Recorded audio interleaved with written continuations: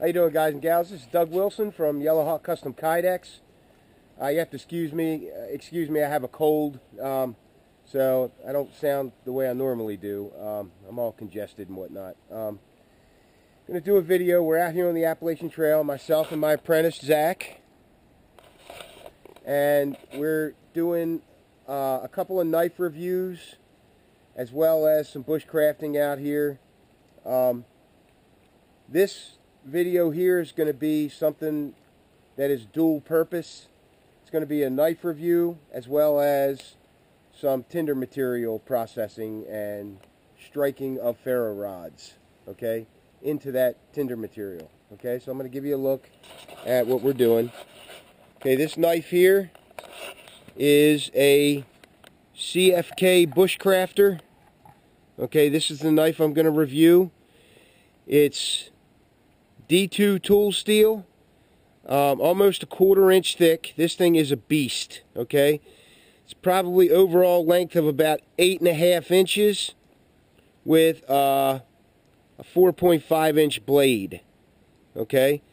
It is a modified Scandi grind. It's not quite a saber grind, not that wide, just a very wide Scandi grind type knife. Thumb jimping on the spine, black micarta scales, okay? This thing takes an extremely keen edge, okay?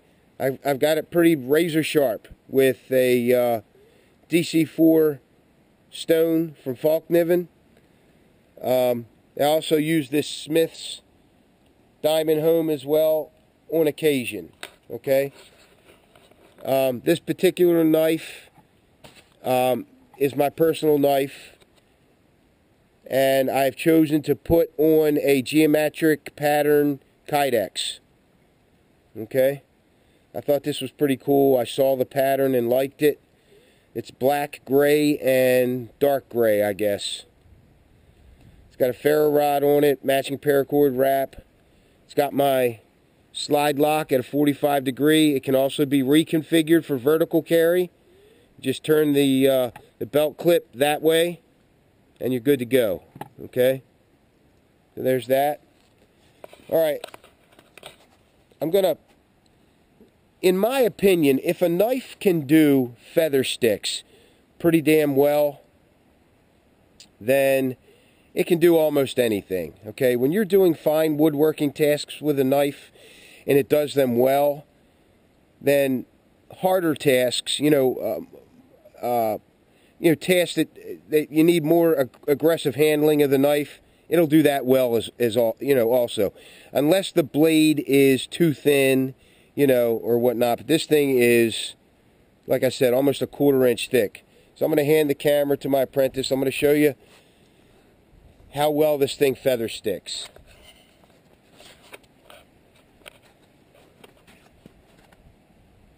Alright, I got some started here.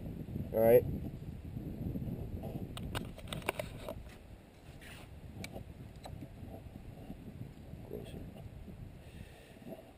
Closer.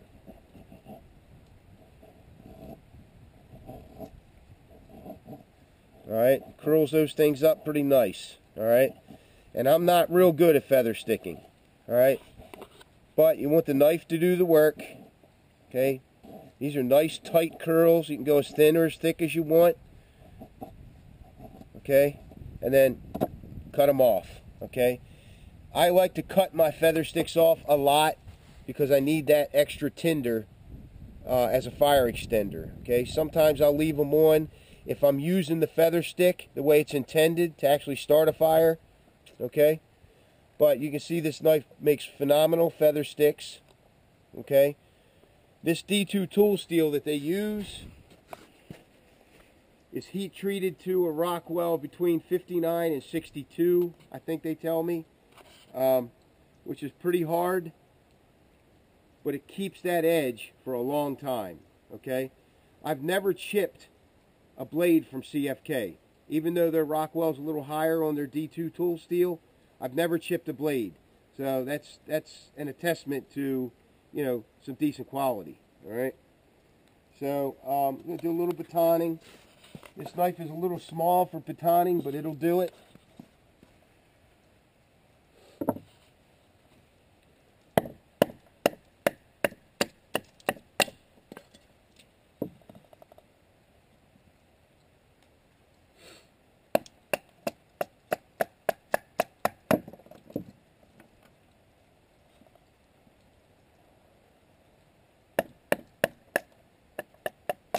Bites through that wood pretty good.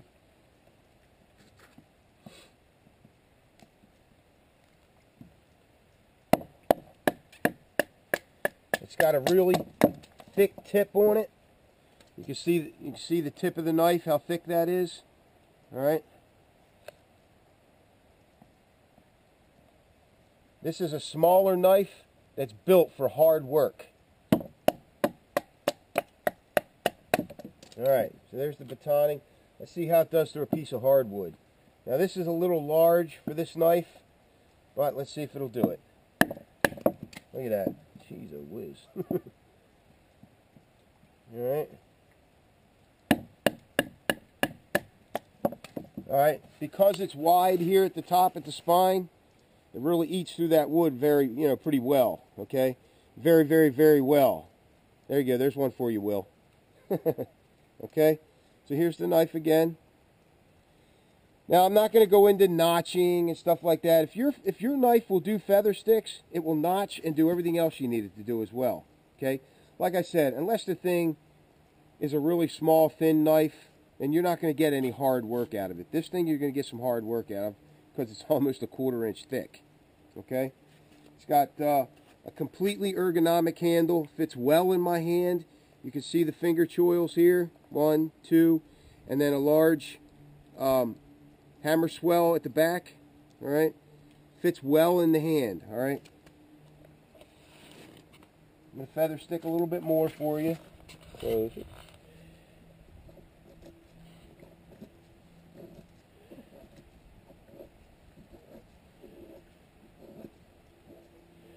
All right, and for a thick knife, this thing gets some really thin feathers, okay? And you can also make them thick, all right? The edge is a pretty gradual grind all the way down to a secondary bevel there, okay?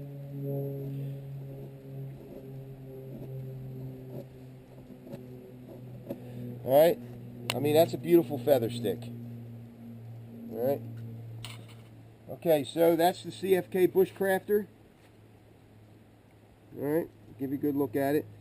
This is actually CFK, but it's an iPak survival knife. They are, fellowship together, iPak and CFK, okay?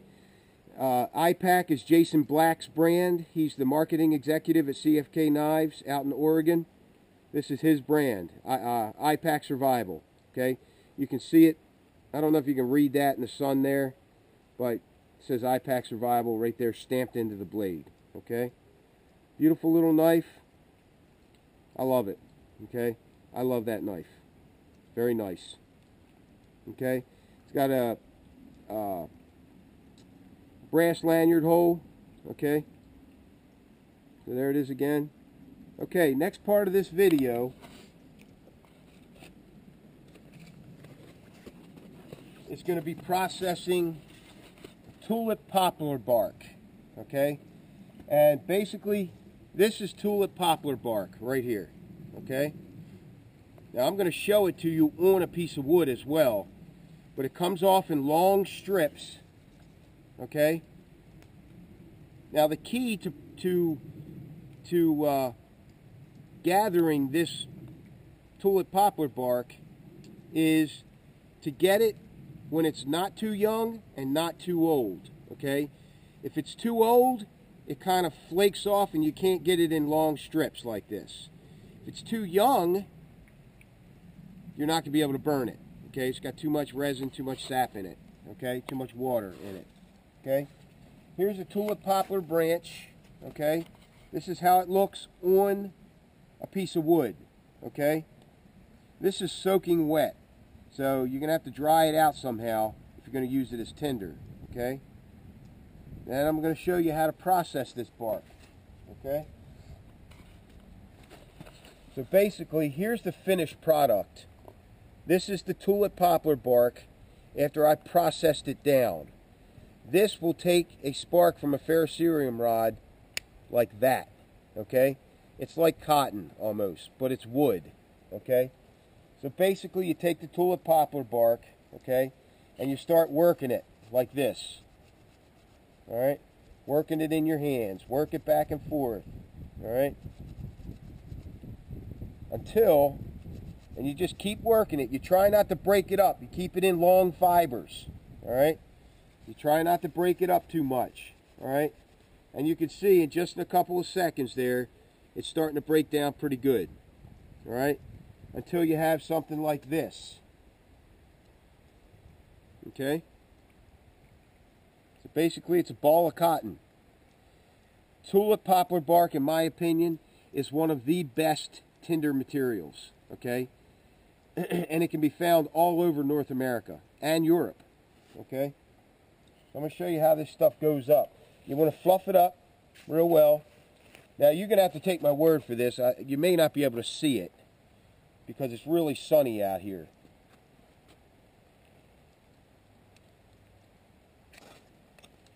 There it is. One strike from a ferrocerium rod and this stuff went up. One strike.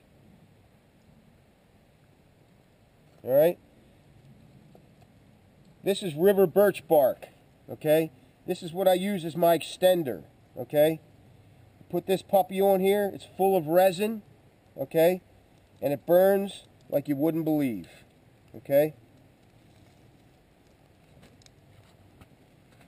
And this stuff will burn quite a while, giving you a chance to put your small sticks and whatnot on there to build up your fire. Okay? Alright guys, so just a little look at some tinder material. I'm going to dump this on the ground, stamp it out a little bit. Alright? So, with that poplar bark and the river birch bark, you've got a combination there that works very effectively, okay? In all types of weather, as long as your tinder's dry.